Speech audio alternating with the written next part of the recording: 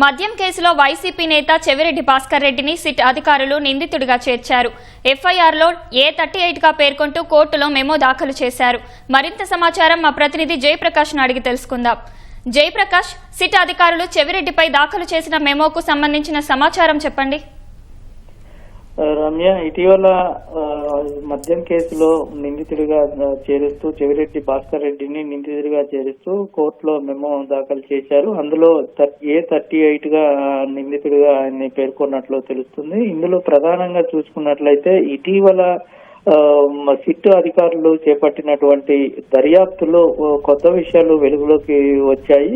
తిరుపతికి సంబంధించిన కొంతమంది నేతలు, వాళ్ళకు సంబంధించిన కంపెనీల్లో అనుమానాస్పద లావాదేవీలు ఉన్నట్టు సమాచారం అందింది. ఆ సమాచారం అందటంతో అక్కడికి వెళ్లి కొద్ది రోజులు ఉండి అక్కడ మొత్తం పూర్తి స్థాయిలో దర్యాప్తు చేపట్టారు. ఇటు మిథున్ రెడ్డికి సంబంధించిన కంపెనీకి అనే లాజిస్టిక్స్ కంపెనీ నుంచి కొంత నగదు, సుమారు 5 కోట్ల రూపాయల నగదు వచ్చినట్టు అందులో గుర్తించారు.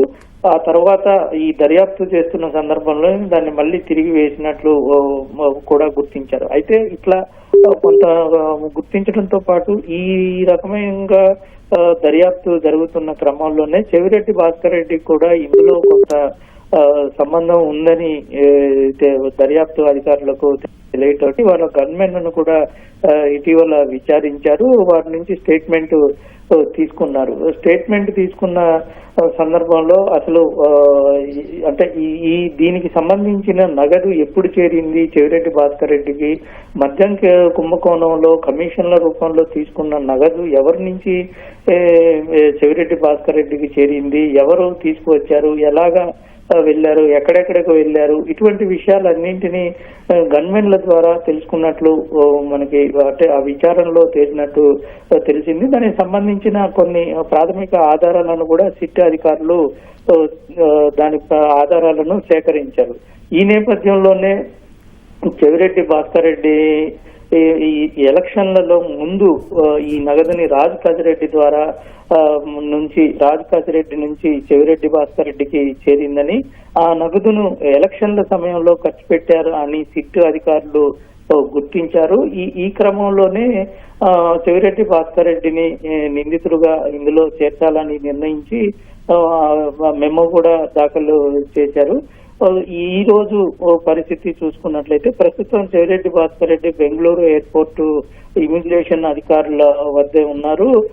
ఈ రోజు ఉదయం ఆయన ఇక్కడ నుంచి బెంగళూరు నుంచి బయట ఇతర ప్రాంతాలకు వెళ్లేందుకు ప్రయత్నించగా LOC ఉండటంతో వెంటనే అక్కడ ఇమిగ్రేషన్ అధికారులు నిలువరించి వెంటనే ఇక్కడ ఏపీ పోలీసులకు సమాచారం ఇవ్వటం, దీని ద్వారా సిట్ ఇన్ఛార్జికి సమాచారం అందటంతో ఒక ప్రత్యేక బృందాన్ని బెంగళూరు పంపించారు. రేపు పొద్దునకి చెవిరెడ్డి భాస్కర్ రెడ్డిని ఇక్కడికి తీసుకురావచ్చు. తీసుకొచ్చిన తర్వాత విచారణ జరిపే అవకాశాలు అయితే కనబడుతూ ఉన్నాయి.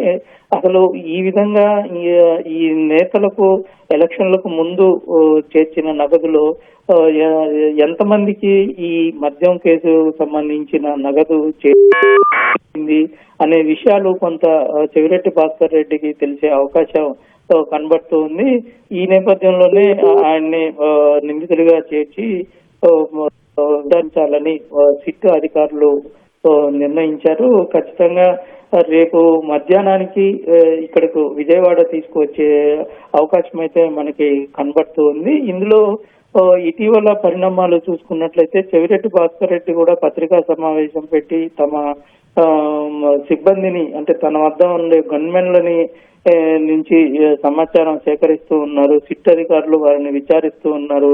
తన్ను కూడా అరెస్ట్ చేస్తారు అనే ముందస్తుగానే ఆయన పత్రికా సమావేశాలు పెట్టిన సందర్భాలు మనం ఇప్పటికే చూసాము. అయితే ఆధారాలు సేకరిస్తున్న క్రమంలో బయటకు వెళ్లేందుకు ప్రయత్నించడం అనేది కొంత మనం దాన్ని పరిశీలించాల్సిన అవసరం ఉంటుంది. ప్రస్తుతం అయితే ఆయన బెంగళూరు ఎయిర్పోర్ట్ ఇక్కడ ఇమిగ్రేషన్ అధికారుల నిర్బంధంలోనే ఉన్నారు. సిట్ అధికారులు ఇక్కడికి తీసుకువచ్చి నిందితుడిగా చేర్చిన నేపథ్యంలో ప్రస్తుతం ఇప్పటి వరకు అరెస్ట్ చేశామని అనేది ఇంకా చెప్పలేదు. అక్కడికి వెళ్ళిన తర్వాత ధృవీకరించే అవకాశం కనబడుతుంది రమ్య. ధన్యవాదాలు జయప్రకాష్.